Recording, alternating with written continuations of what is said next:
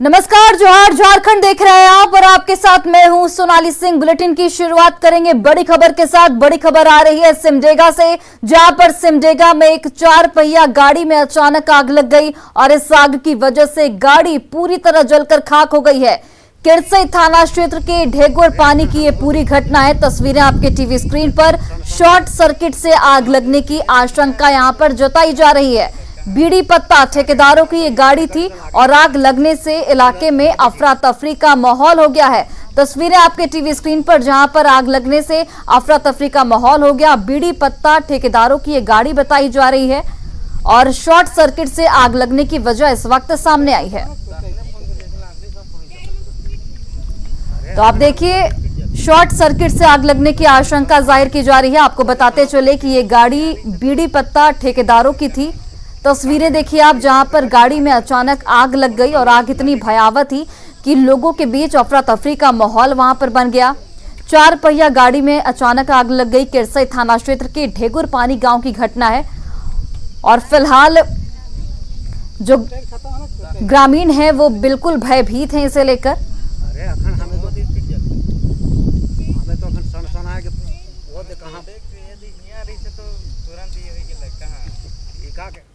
और चलिए अब बात करते हैं सीएम हेमंत सोरेन पर झारखंड हाईकोर्ट में अहम सुनवाई की।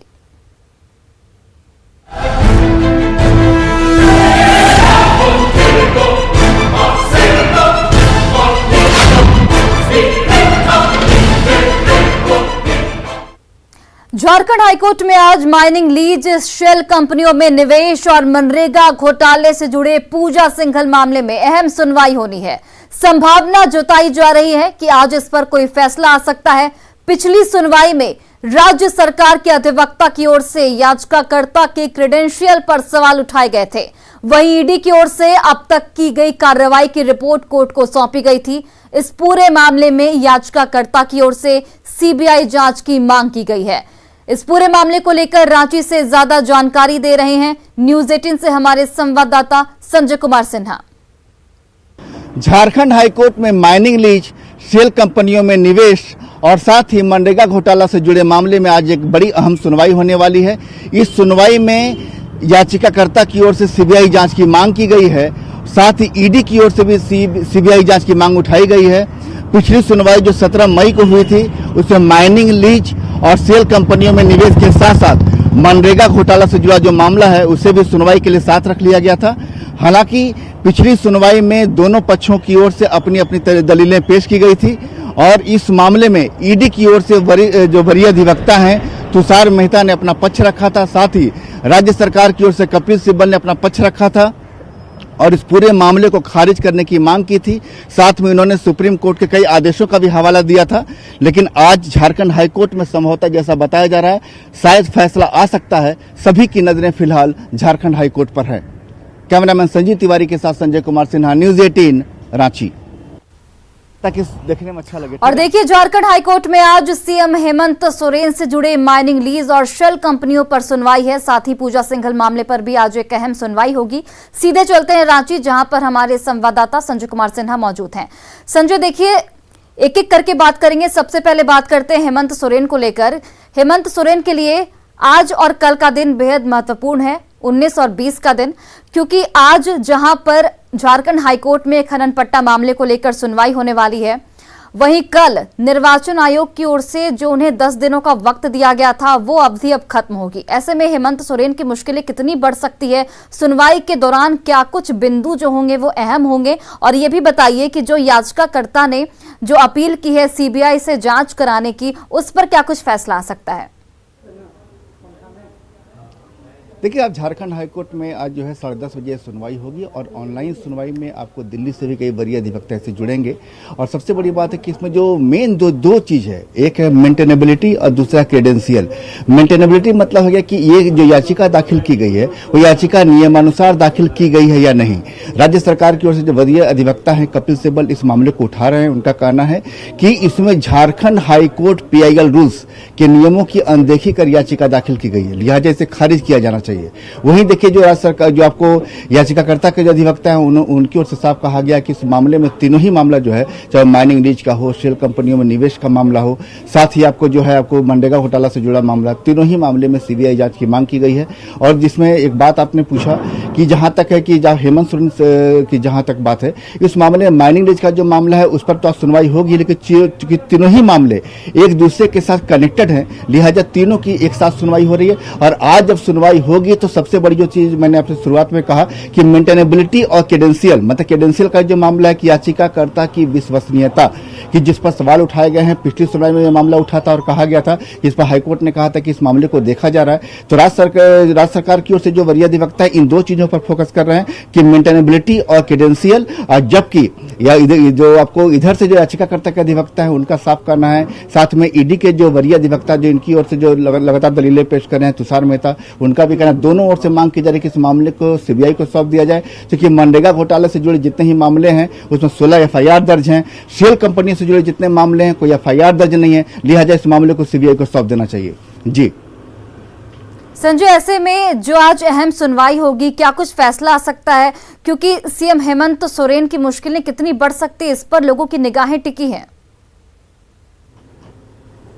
जी देखिए, आज जहां तक फैसले की बात है, सबसे पहले तो आज सुनवाई होनी है इस पर, और सुनवाई होने के बाद ही कोर्ट इसका फैसला आज देगा या नहीं देगा, ये तो कोर्ट पर निर्भर करता है। लेकिन जहां तक सीएम हेमंत सोरेन की मुश्किलों की बात है, जाहिर है कि जब इस तरह में कोई फैसला उनके विरोध में आता है तो मुश्किलें बढ़ेंगे ही। और सबसे बड़ी बात यह है कि देखिए, इसमें जो खनन पट्टा का जो बात मामला सामने आ रहा है, चूंकि इस पर जो सीएम की ओर से जो उनके जो अधिवक्ता हैं जो लगातार दलीलें पेश कर रहे हैं कि उस मामले में शायद राहत मिल जाए, लेकिन सेल कंपनी वाला जो मामला है जिसमें सीएम के करीबियों के बारे में कहा जा रहा है कि उनका पैसा वहां निवेश किया गया, वो मुश्किलें ज्यादा बढ़ सकती है। लेकिन इधर से जो है याचिकाकर्ता के अधिवक्ता, उनका कहना कि नहीं, माइनिंग लीज भी मुश्किल बढ़ा सकती है, क्योंकि एक मामले में अगर आपको राहत मिलने की जरा सी आप उम्मीद करते हैं, दूसरा मामला आपके लिए परेशानी खड़ा कर सकता है। दूसरी बात यह है कि सभी मामले इंटरकनेक्टेड हैं, मतलब साफ है कि अगर आप एक चीज में सोचते हैं कि चलिए ये जो पॉइंट है हमारे फेवर में आ रहा है, लेकिन वही पॉइंट जाकर के आपको दूसरे मामले में आपके अगेंस्ट में हो जाता है। चूंकि तीनों ही मामले इंटरकनेक्टेड हैं, अभी लगातार जो ईडी की ओर से कार्रवाई हुई है पूजा सिंघल के जो मनरेगा घोटाले के मामले में,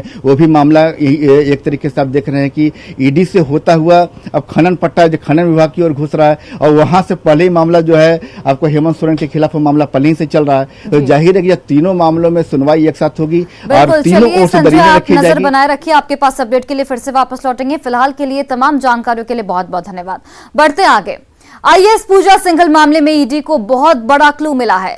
ईडी को दुमका और पाकुड़ के डीएमओ ने एक इंटरनेशनल सिंडिकेट के बारे में जानकारी दी है जो झारखंड की बेशकीमती ब्लैक स्टोन की तस्करी करता है, और ये सब उस समय की खनन सचिव पूजा सिंघल के शह पर चलता था। ऐसे में सवाल उठ रहे हैं कि क्या आईएएस पूजा सिंघल ने ब्लैक स्टोन की तस्करी का इंटरनेशनल सिंडिकेट खड़ा किया था? रिपोर्ट देखिए। काली कमाई का ब्लैक स्टोन कनेक्शन, विदेशों तक भ्रष्टाचार की पूजा, करोड़ों का ब्लैक स्टोन विदेश जा रहा।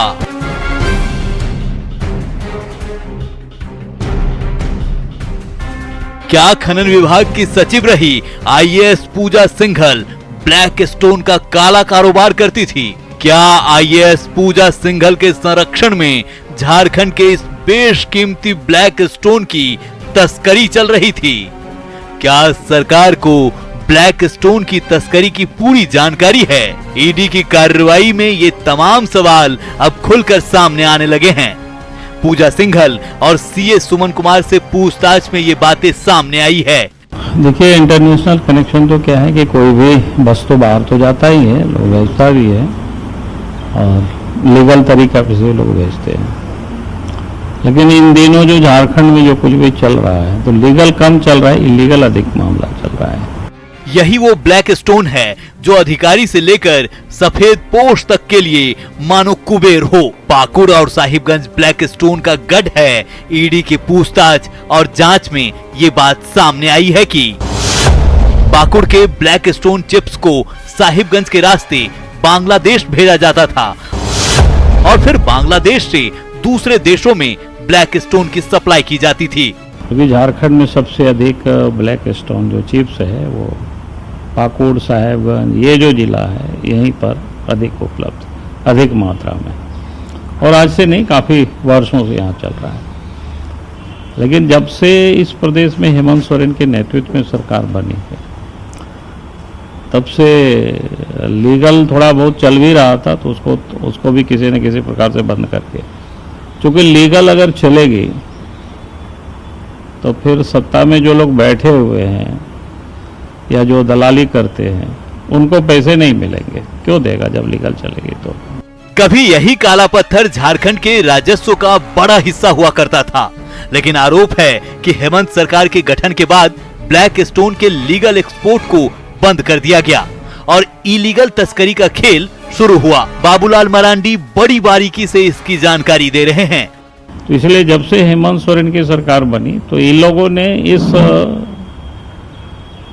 मेथड को अधिक बढ़ाया, यानी धीरे धीरे जो लीगल था उसको बंद कराते चले गए और इलीगल को अधिक प्रमोट किया रहा। इस वक्त मैक्सिमम काम इलीगल तरीके से हो रहा है।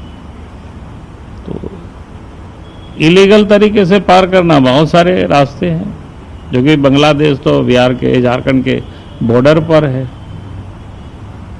और जब इलीगल होता है तो यहाँ से वहाँ तक लोग फिट रहता है। जी हाँ, बांग्लादेश तक तस्करों का पूरा सिंडिकेट फैला हुआ है और ये सब बड़ी आसानी से चलता, क्योंकि खनन विभाग की सचिव रही पूजा सिंघल को काली कमाई की लत पड़ चुकी थी और इसका खुलासा खुद दुमका और पाकुड़ के डीएमओ ने ईडी से किया है। पूरे पैसे को सिंगापुर, लंदन और यूएस में इन्वेस्ट किया जाता ताकि करप्शन की भनक किसी को न लगे। पता चला कहाँ सिंगापुर, लंदन, यूएस, अब क्या सच है ये मैं बता नहीं सकता, क्योंकि लोग बताते हैं कि अफसरों के लिंक इतना दूर दूर तक है कि वो यहाँ पैसा नहीं लेते हैं, यहाँ इन्वेस्ट नहीं करते हैं, देश से बाहर इन्वेस्ट करते हैं। पाकुड़ का ब्लैक स्टोन पूरे एशिया में क्वालिटी के हिसाब से पहले नंबर पर आता है, लिहाजा न सिर्फ इस पत्थर का भारी डिमांड है, बल्कि इससे होने वाली कमाई अच्छों की नीयत खराब कर देती है। रांची से ओम प्रकाश और पाकुड़ से नंद किशोर मंडल की रिपोर्ट, न्यूज़ 18।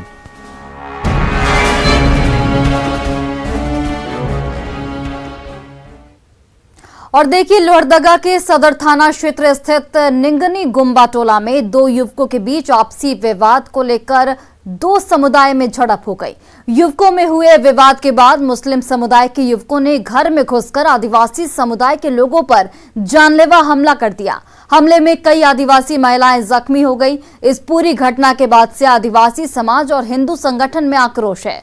पीड़ित पक्ष ने हमले में शामिल 3 युवकों के खिलाफ प्राथमिकी दर्ज कराई है। हालांकि हमले के आरोपियों पर स्थानीय पुलिस की तरफ से अभी तक कोई कार्रवाई नहीं की गई है, जिससे आदिवासी समुदाय में आक्रोश है। रास्ता में हम बाइक लेकर अपने जा रहे थे, जिसमें हम देखे अचानक मेरा बस्ती का लड़का लोग था, 2 को, उसको लोग पटक के मार रहा था। 3-4 मुस्लिम लड़का था उस टाइम, पुरेसी लोग। वही उसी को हम बचाने के लिए गए, जिसमें वो लोग हमको भी मारने लगा, 3-4 को मिल करके इधर पूरा मार करके फाड़ दिया, फिर प्लस बेल्ट से भी पीछे तरफ मारा है। वहाँ पर लड़ाई हो रहा था तो हम लोग को गए देखने के लिए, तो हम लोग साइड में खड़ा थे। अब वो लोग तो आया एकदम, जो जिससे लड़ाई झगड़ा हुआ तो बच्चा लोग डरे भाग गया। अब जिसको पार इसको मार रहा है, जिस लेडीज हो चाहे जेंट्स हो। और चलिए अब बात करते हैं झारखंड में पंचायत चुनाव के दूसरे चरण के दंगल की।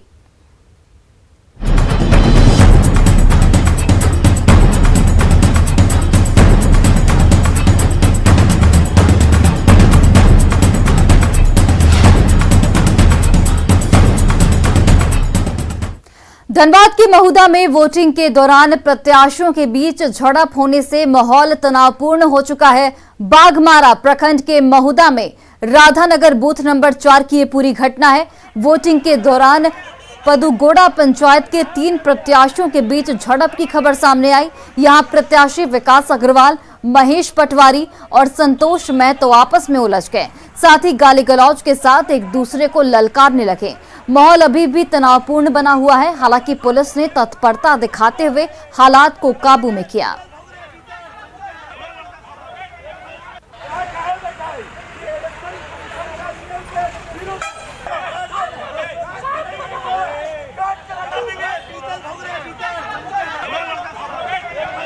और वहीं गोड्डा में पंचायत चुनाव में वोटरों को प्रभावित करने की कोशिश लगातार जारी है। चुनाव में प्रत्याशियों को भोज के जरिए वोटरों को प्रभावित करने का आरोप लग रहा है। इसी क्रम में महादेवस्थान के एक युवक ने सीओ के पास शिकायत दर्ज कराई थी। इसमें पंचायत के वर्तमान मुखिया और मुखिया प्रत्याशी पर वोट के लिए भोज कराने का आरोप लगाया गया।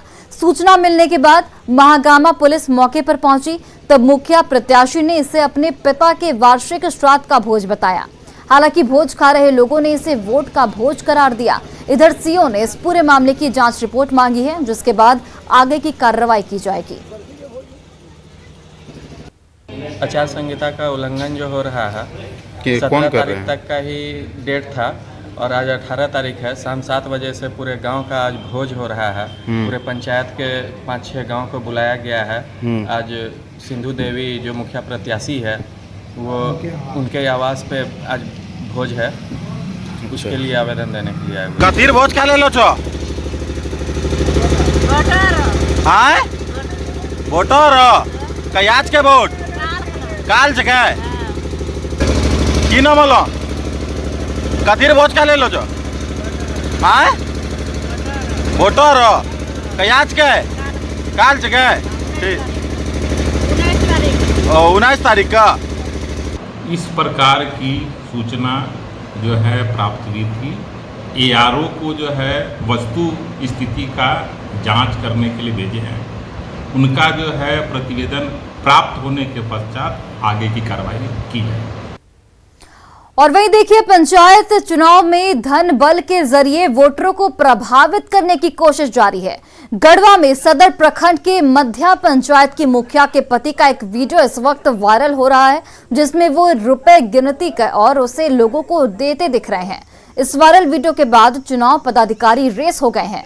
डीसी के निर्देश पर वीडियो की सत्यता की जांच के लिए सीआई के नेतृत्व में गठित जांच टीम को रिपोर्ट देने का आदेश दिया गया है। वहीं मुखिया पति ने पैसे बांटने का वीडियो सामने आने के बाद सफाई दी है। अब सबकी नजर प्रशासन की कार्रवाई पर टिकी है। मेरा कुछ पैसा बाकी था देने के लिए, जो हम जा रहे थे कहीं तो मुघाला करने लगा, तो हम पैसा उनको दिए। उनका ढलाई का पैसा मेरे पास बाकी था। विरोधी लोग इसका नाजायज फायदा लेते हुए ये वीडियो वायरल किया है।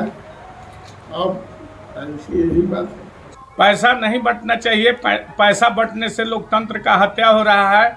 इस पर जो है प्रशासन कार्रवाई करे, इन पर FIR करे, इसलिए कि धन बल का प्रयोग करने से लोकतंत्र का हत्या हो रहा है। हम लोग आए हुए थे, चूँकि एक वीडियो वायरल हुआ था कि मुखिया प्रत्याशी बिंदु देवी के पति संजय चौबे के द्वारा पैसा देते हुए एक वीडियो वायरल हुआ था। इसी में जांच निर्वाची पदाधिकारी गढ़वा मुखिया सदर के द्वारा आदेश था कि जाकर जांच कर और एक रिपोर्ट दें, उसी के लिए आए हुए थे। और वही देखिए, गिरिडीह में त्रिस्तरीय पंचायत के दूसरे फेज का मतदान हो रहा है। मतदान को लेकर जिले के 4 प्रखंडों में 1080 बूथ बनाए गए, जहां पर लगभग 3,80,000 मतदाता अपने मतों का प्रयोग कर रहे हैं। पंचायत चुनाव को लेकर महिला वोटरों में काफी उत्साह देखने को मिल रहा है। पोलिंग बूथ का जायजा लिया हमारे सहयोगी एजाज अहमद ने।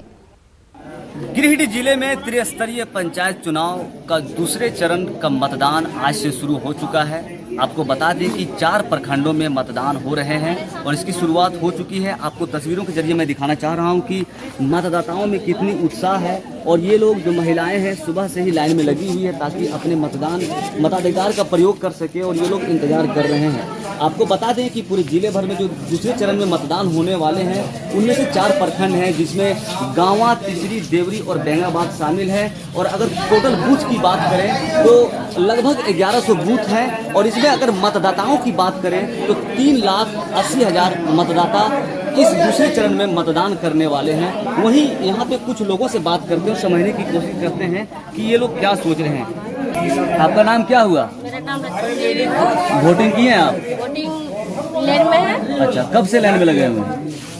करीब 5 मिनट से। अच्छा, तो इस बार क्या मुद्दा है? मुद्दा यही है कि हम लोग का मुखिया है, जिला परिषद है, पंचायत समिति है, हम लोग को विकास चाहिए। विकास, क्योंकि हम लोग का यहाँ का माहौल में विकास नहीं हो रहा। क्या चाहते हैं? हम लोग चाहते हैं अच्छा मुखिया चाहिए, अच्छा गांव का विकास करे, मुखिया चाहिए। तो आप देख सकते हैं कि मतदाताओं में साफ देखा जा सकता है कि इन लोगों का एक ही डिमांड है कि गांव का विकास होना चाहिए, और विकास ही एक मुद्दा है जिसके आधार पर ये लोग वोटिंग करने जा रहे हैं। गिरिडीह से न्यूज़ 18 के लिए मैं एजाज अहमद।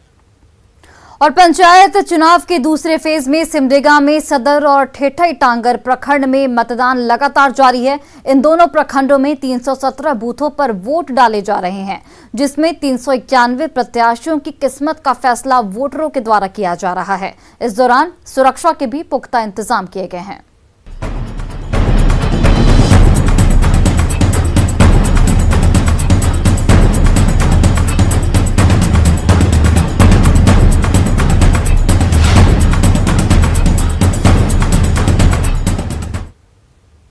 और फिलहाल इस बुलेटिन में बस इतना ही। आप देखते रहिए न्यूज़ 18 बिहार झारखंड।